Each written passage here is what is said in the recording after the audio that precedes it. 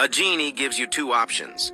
One is to get your 3 wishes now, or to get 1 wish a day for 5 days. He tells you that no one before has survived and gotten all 5 wishes. You choose the latter. A1. Dear Diary, I believe I'm writing this. None of it feels real. I think I must have finally gone off the deep end. Maybe it was one too many chicken tenders at the restaurant I went to for lunch. Or maybe it's a weird reaction between my allergy meds and that lovely glass of wine I had, but I have found a real genie in a lamp. No, really. So get this. I went to that thrift store I love downtown. You know, the one right across from the farmer's market. I was taking my time, heading down through each aisle, and just picking up some of the old stuff to see what might go in my house.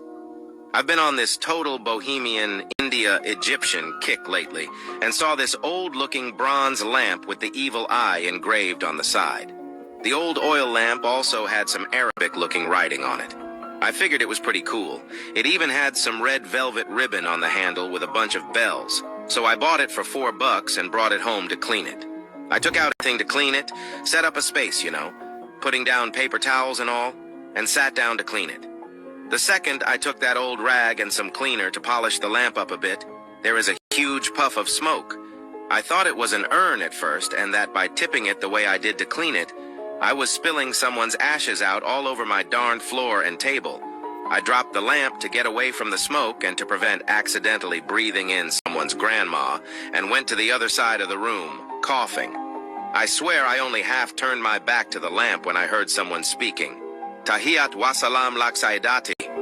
Came in what was very much a masculine voice and very much from where I dropped the lamp. Did I leave the TV on? Did I leave the door open? What? I asked as I turned around to see a half-suspended translucent being floating near my dining room table. He was underweight, had dark hair, a turban, and what looked like a half-sleeved tunic on. I did what anyone would do when I saw him. I screamed. The translucent being looked perturbed and offended at my screaming. He looked even more upset and annoyed when I took the footstool I was near and began to wield it as a weapon at him. "Get out! What the hell are you? Get out!" I shrieked. "Ah, English," he stated, as he raised out a very large hand and gripped the edge of the footstool. I could not longer move it about and stared in amazement as the ghost-like thing continued. "I recall being purchased by an English couple almost 2 centuries ago. I supposed I should start my introduction over," he stated in impeccable English. My jaw probably dropped a bit. I don't really remember the transition to realizing he wasn't a bunch of ashes and a ghost rising from those ashes to being a genie. But I do know he explained all that. He also explained he learned English from that couple back in the early 19th C and had a few other English-speaking owners since then. However, he was originally from some town I had never heard of in Saudi Arabia. "Now the rules," he informed me as he pulled out a long scroll of papyrus. "Rules?" I clarified. Again, he looked annoyed. "Yes, rules. First, no asking for more wishes. You have only 2 choices. You may opt for 3 wishes at once, or you may opt for 1 wish a day for the next 5 days. However, if you opt for the second, there is a warning." He paused and looked directly at me. I only mutely nodded to his rules reading.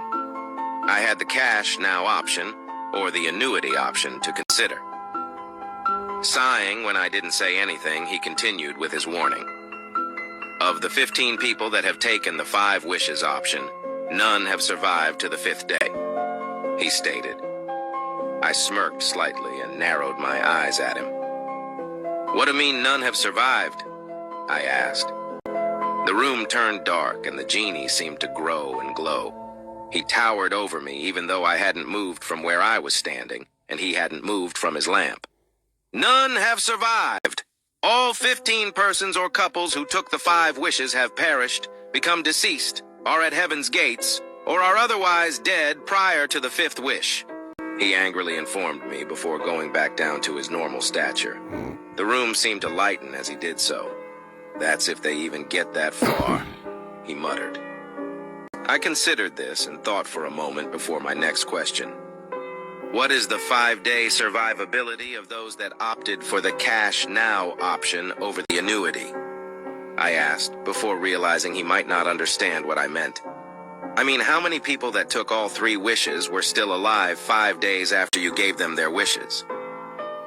The genie looked confused and began to stutter amazingly.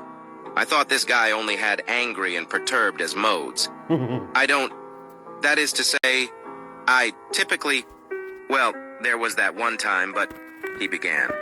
I crossed my arms over my chest. It was my turn to look displeased. The genie hung his head. I don't know, he stated. You don't know? I repeated. He immediately looked up and went into this long-ass rambling tirade about how after he delivers the wishes, he just goes back into his little lamp and slumbers until someone tries to clean it. He also explained that the one time he did get one of the 3 wish people to wake him up again, it was only because the guy was dying and tried to reach for the lamp to try and wish again, but of course that broke rule number 1. So it's a good possibility everyone dies if they own your little lamp? I pointed out, as I considered that I may only have a few days to live, if that. I do not believe everyone dies, he stated, clearly offended. I just stared at him incredulously. I don't care what you believe. Based upon the facts we have before us, it's very possible you've given me just hours to live or up to a possible 5 days to live, I told him angrily. Stupid thrift store and stupid lamp-dwelling genie. He hung his head again. So you know damn well I'm not going to choose the 3 wishes because 3 wishes could very well spell for me immediate death. I don't want to choose 5 wishes either because that only gives me 5 days, if that, to figure a way out of this mess, I continued.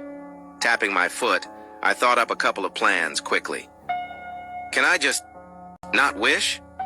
At all? I asked. No! He shouted before shoving the papyrus scroll with all the rules at me. That would violate rule number 7. I rolled my eyes. Well, you didn't even get to rule number 7, did you? I informed him, barely concealing my anger. So what are the names of the individuals in the past 3 centuries that have asked for 3 wishes, and what dates did they ask on? I asked as part of my second plan. The plan was to go online, maybe up on Ancestry or something, and see if I could match people to him and check to see if any did live at least a year past the date of trying to clean the lamp. The genie looked down again and twiddled his thumbs. He almost whispered. I really don't collect names, he stated. I sighed and then held out my hand. He looked at it curiously before gently gripping it. I'm Victoria. Victoria Williams, I told him. Mir Bandak? He stated as introduction before releasing my hand. Mir, huh? I stated before quickly informing him of my birth date, my birth town, and what today was. And I'm taking the annuity option, I said, smiling as a plan formed in my head. Why did you inform me of the other information? He asked. In case my plan doesn't work, then you can at least tell future owners of the lamp information that will help them look me up. This way they can make an even more informed decision, I told him. His jaw dropped a bit.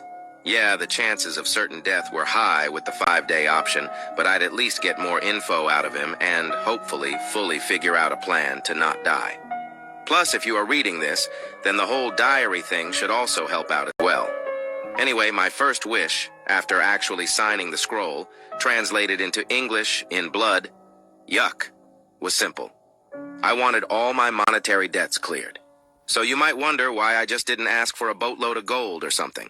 Honestly, the first wish was a test case to see what would happen, and damn, am I glad I did that. Oh yeah, all my monetary debt is cleared, but that meant that not only do I not have a mortgage, not have credit card debt, not have a car loan, but that all my monetary debt is gone. My credit cards, gone. My insurance for my house and my car, canceled. Even the electric bill. It took a good couple of hours to reset that back up. All the time the genie just looking more and more annoyed in the corner as I glared at him. I'm sure there will be more monetary debt that got cleared that I didn't actually want gone. I don't even want to look at my credit score in the morning. I probably have no credit now. So hopefully overnight, I can form a plan. I need to figure out a wish that isn't wishing for more wishes, wishing for a longer life, wishing for immortality, or wishing for all my wishes to be canceled. Those will all go against the rules.